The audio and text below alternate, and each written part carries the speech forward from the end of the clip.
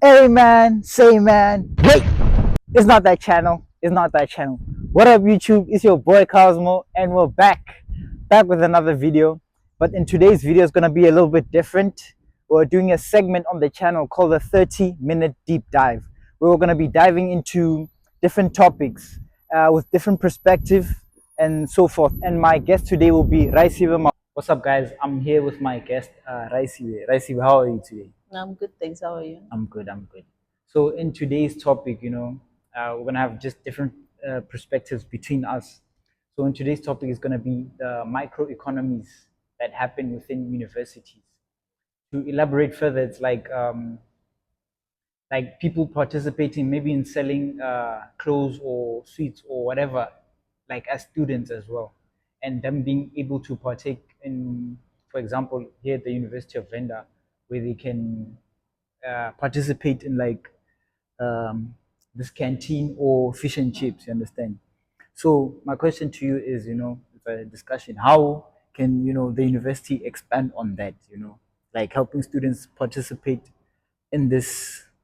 Or let's first explain it, break it down from your understanding. What you understand that what are microeconomies in universities?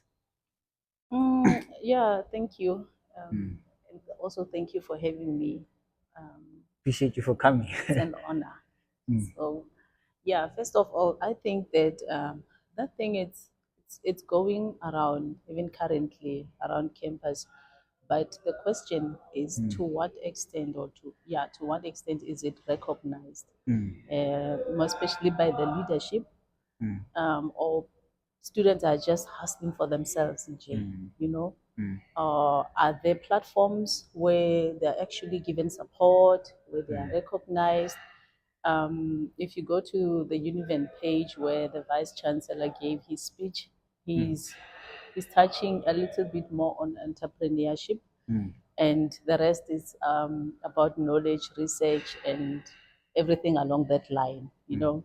Mm. But when on ground, when you come to look, the entrepreneurship part of it, as far as I have seen with my years of being here, it's more about equipping students with knowledge, Mm. Mm. and via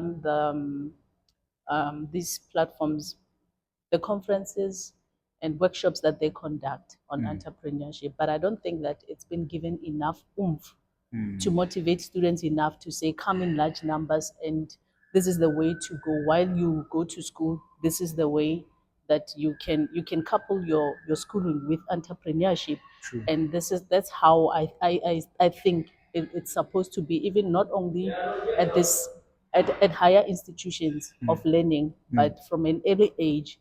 Mm. If you take the model like China as Mm. a country, for instance, you can see that they instill this in a child from a very, Young yeah, age. at an early age while they're still tender and whatnot. They grow with that thing. They grow with that mentality. It's not hard for them to tap into the market as they grow up, Mm. because they would have known the basics and so forth, you Mm. know. So here, the students are being equipped here and there, but I feel like much would be done, because I consider the varsity space to be a micro-urban environment Yeah. where the university functions sort of like as a town. We're not Yeah. saying that the university is a town, but it functions more like a town. It does. Yes. So I think that if we have something which functions like a town, then why don't we capitalize on that in terms of economy and Mm. empower people, the residents of that town-like Mm. environment, Mm. micro-urban environment, Mm. empower them and in terms of um, business, Mm. entrepreneurship, give them skills, not only teach them or give them workshops, but also give them startups, Mm. give them platforms, Mm. make them available around Mm. campus. Mm. Let it not be a thing where they do it on their own. And Mm. some of them, they start from first year. By the time they are on their fourth level or final year, they're no more doing that thing Yeah. because they lack support. True. Yeah, so I feel like there could be more support from management, look into platforms. What can we do to reach out to students? Look into franchising. I think that franchising should begin here. You don't have to wait until you graduate and get into franchise. I think this is where you should get your practice done before you get into the real world. True, true. Yes. Yeah, and I also think like with that, it's like giving, as you mentioned, building like a sort of a town thing, making places where students can also partake. Uh, the example I used earlier with the canteen, Yeah. maybe they can also open up, like a, I don't know, maybe Pedro's or Spur or whatever, Yes, where yes. students can also Yeah, partake those are in the working franchises that there. I'm Yeah, talking about, like yeah, to bring them here, and have students really participate in those franchises, not as opposed to saying we bring them here just to help them, maybe if it's a food outlet, to help them buy food, and but no, but really expose them true, to yeah, the model. How do we, because franchising is different from construction, like we yeah, have true, this different type of things. So like expose them to how those kind of models they work, where they fail and where they don't fail, not only when they read it on paper, but also they would have an opportunity of exposure on ground. yeah, So to add also more on that, there's a study, my supervisor did a study on town gown relationships. So his study on town gowns explores the relationship that the university has with the surrounding towns. So I'm saying that because they looking into his findings, the findings of his study, I'm here to say that also, or let me rather use his finding to recognize, because you can't say it's a town. That's why I said it functions. like Like a I town, tread yeah, carefully around that, because I can't say university is a it's a town, town even as though it much. functions like a town. Town, yeah, Because for something to be a town, it has got to be proclaimed, right? So I can't just say it's a town. But he was in one of his findings, sorry rather, he was proposing that there be such a recognition where the space, I mean the institution is recognized as a town, that would increase or improve functionality. Yes. and I think another thing that would help is like it would help in the sense of students who don't have bursaries and so forth, that they can get like money Part-time to, jobs there, yeah, yes, yeah, yes, to and help them also out even throughout the with month.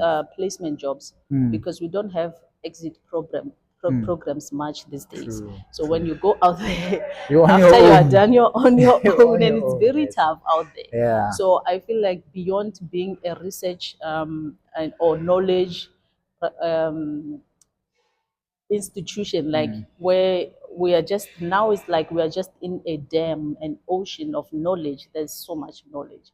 And now the good thing about being here is that you don't have to pay for that So knowledge. yeah, The it's expensive to attend a conference, but here they can just, yeah, we've got this conference. If you can go there physically, they give you the link, and online, yeah, you find, or there are even international candidates in that, people of, you know, people that are in high positions, they are there, they are teaching you about a certain topic. It would be expensive out there.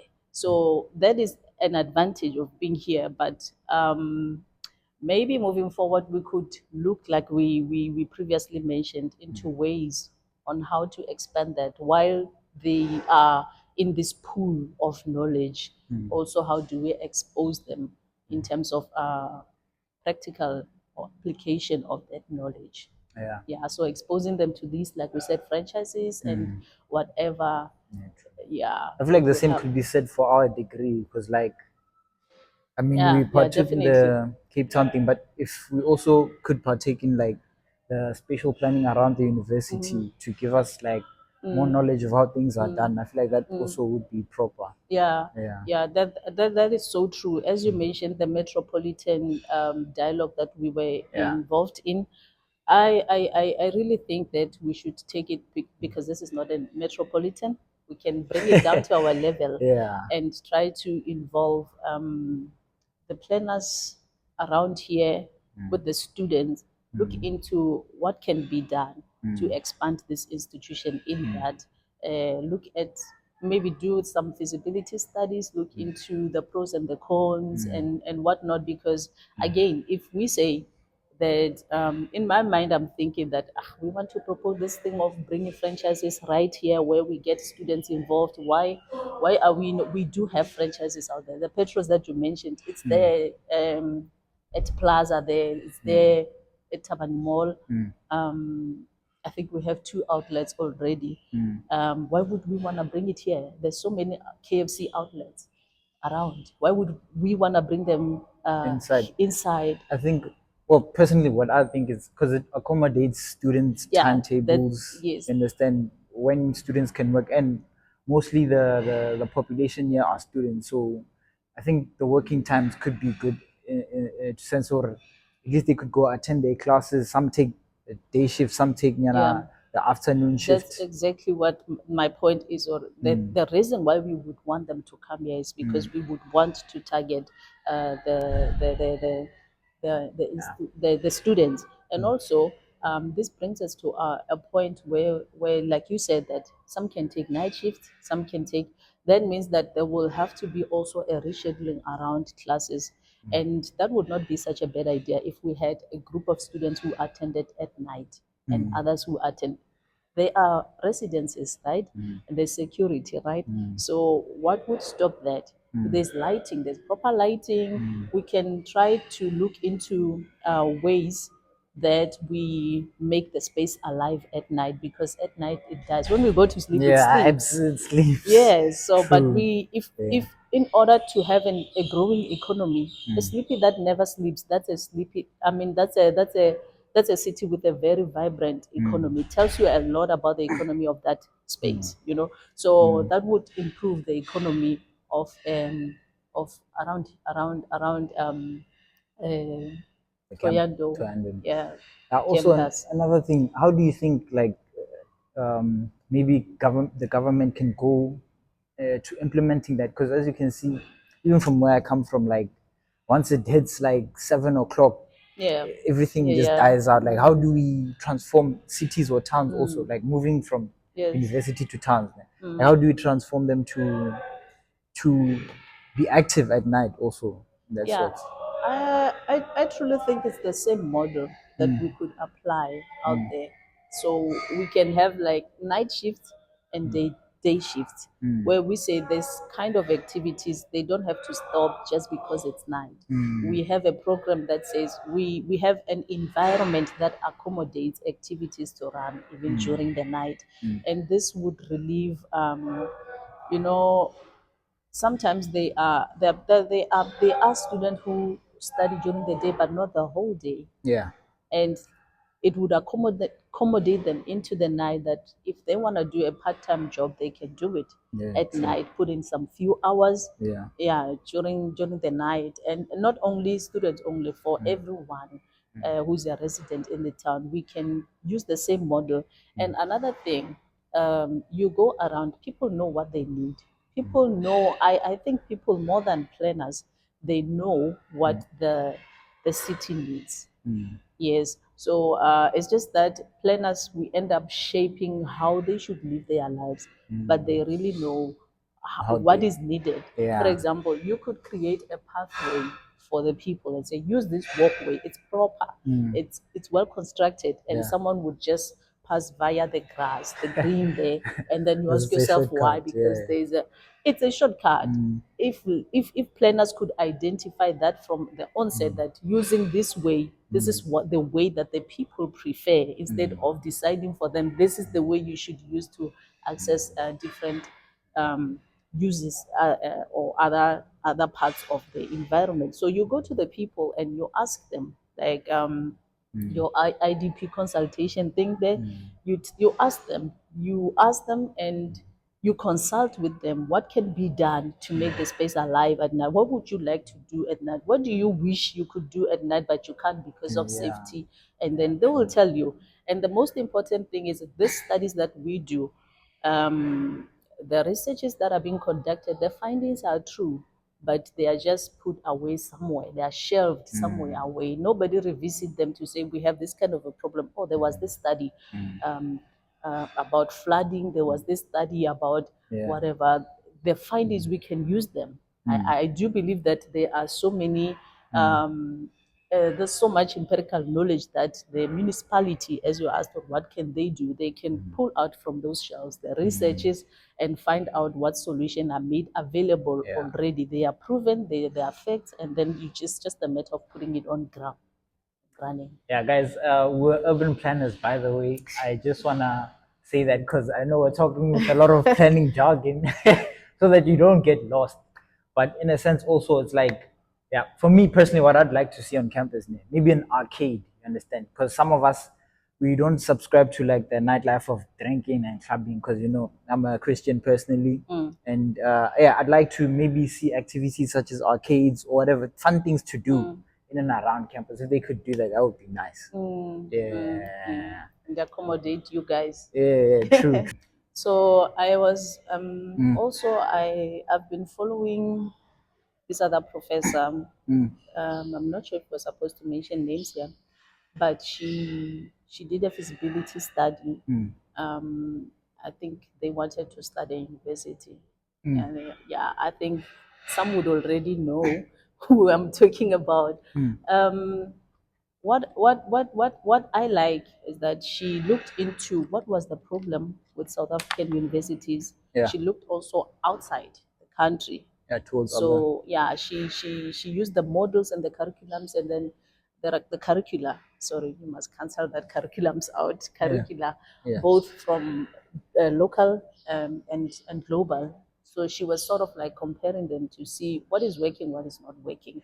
So if we come with this new institution, this university up and running, what's going to be different? Because she was concerned, the problem that she found was the number of unemployed graduates. Yeah. That's what I'm saying. Yeah. So she was like, okay, they found out that there are some models that obviously some of them she had taken from, she would have taken from outside, and some of them on like maybe they were not adequate enough, but there was potential on them locally, and then she was like, okay, let's bring them together and see what we can come up with. This university that was supposed to have started, the program was that no student is going to be a full-time student in that university. As the minute you are enrolled as a first-time student, you are also working. By the time you are done with your 4-year degree, however long your degree takes to finish, but do they you like would have work in that specific field they're studying, or yes. is it like a different thing, maybe in that okay. field that you're studying, so Yeah. that by the time you are done, you have 4 years experience, and then you have your certificate, then you're good to go, work-wise, employment-wise, and that really increases employability. Because nowadays something is an entry level, but they say the minimum requirements 2 years experience. Like, where do you get that? You can't get that anyway. So That's you the can't problem. manufacture that. Yeah. So this was a really good program. Unfortunately, the the the project didn't start, but I think they are going back to it now. People are like, no, we need to get this done. I think there's a move now that's backing the whole idea and whatnot. But that's a good model. It is. It is. It is. Yeah, and also in terms of like, I think it's good, but I don't know. Do you think us as like the youth, do we have a good work ethic? Because in terms nowadays at universities, a lot of students are using AI just to push their work and so forth. So do you think, like, I don't know, because some students now aren't already encouraged to like partake in extracurricular activities, but like, do you think will it will it be compulsory? Okay, the first question: will it be compulsory, like for you as a student, if we're following that model, for you as a student to like study and work at the same time? Would it be yes? It's gonna be compulsory. That's why I said that the minute you are registered as a first year student, you are also enrolled for a certain program. So it's 4 months. I don't remember exactly the duration, but for example, I'd say that this year you're going to school 4 months, you're going to work 3 months, Oh, okay. you come back, you continue, you resume your with your academics, and then you just like that, you just keep flipping and changing like that, and then you go to the field, go to the, by the Yeah, I time think you're that done, could. you've got much experience. And True. also she mentioned something like even the things like driver's license, the minute you are registered, It's a must. yes, Yeah. yeah, it's part of, True. yeah, the curriculum, Yeah, so cause that when you're done yeah, here, you don't have to be like, now I need to get a license. Yeah, license. Yeah, cause most need, and I just got mine recently. Like, and yeah. I'm like I'm on my final year, and I only just got it. Congratulations. Thanks, Yeah. thanks, So, thanks. but then can you imagine? That's good. Can Yeah. you imagine someone who doesn't have, and they will be graduating soon, and some Mm, of these requirements, they require that for mm, this, for other employment opportunities, they require you to have it. You know what I'm mm. saying? Yeah. Yeah. Yeah, but I think such models would be better because, like, what universities are doing now is just popping out graduates after graduates and Mm. just like Where do they go? nowhere, nowhere. There are no companies that take them and nothing. So that's the problem. Mm. Yeah, Mm. yeah. But I don't know. Does that also guarantee like work 100%? Like, Um, well, something that would guarantee work is an exit program, because you know mm, that when I live here, I'm gonna be busy with this company and whatnot. okay, But at least what we are saying about this model, you don't have to start from scratch. When yeah, you are true. done here, these are your skills. Yeah, When you say, I've learned GIS, mm, I have got GIS skills, I've mm, got AutoCAD skills, mm, I've got Revit skills, mm, you have them on paper, they can see the certificate, they also have proof that you have been working. You get what I'm saying? mm, So there's no way someone would not look for someone like you.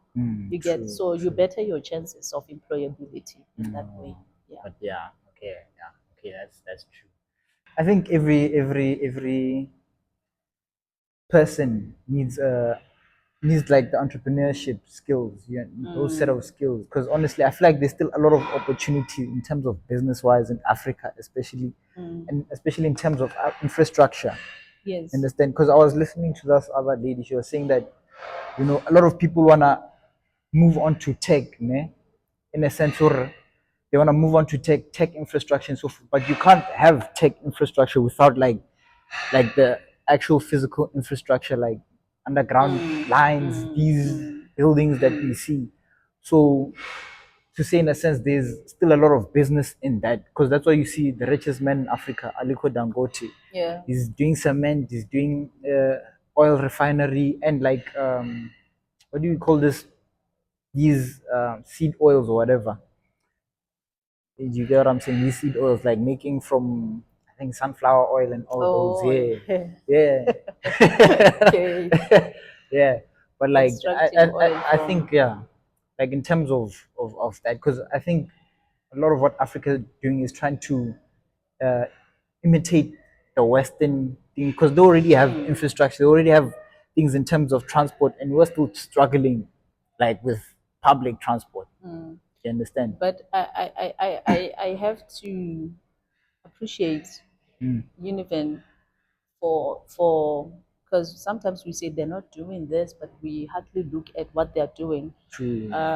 You see, School of Agriculture, I think they're doing the most, Mm, because of their agro processing programs that are mm, going there, and they sell eggs to mm. students at a very low And price, chickens. and chickens, Mm. and all those things. Advise on. And if maybe we could expand to that also and have our own source of food. Butcher. Butcher. What's the Butchery, you're butcher? stretching it. No, I'm kidding. Butchery, yes. Butcher. Something like that. Mm, Like mm, it could be supplying this canteen. I true. was saying that if you come to a place like Bend, it's just a question. I'm not trying to crush anything. It's just a question. Mm, I've been wondering that if you have, let's say, Tabanmo, mm, look at Woolworths, mm, um, look at all these companies that are having their veggies from exported. mm, They have them exported, but you are on vendor soil, man. Yeah, No, and there's no one in South Africa who mm, doesn't know about Limpopo, like yeah, agricultural production in here. Limpopo, yes. Why is there no such policies that allow for the people to supply around here to supply the stores with Mm, what they are producing? Because already they are struggling to make a living yeah, with true.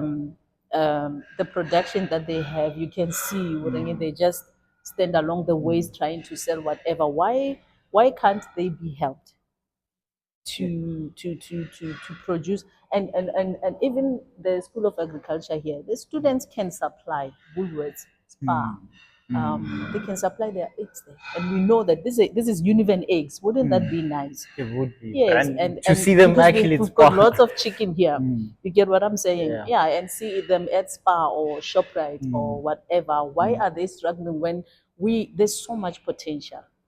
Yeah, I think it's a problem of, I don't know, even with, you can see even with our own government, they just like outsourcing rather than using local, you know, the Mm, local people. mm. Yeah, but I don't know. Also, it takes, it's like, yeah, the government doesn't do it.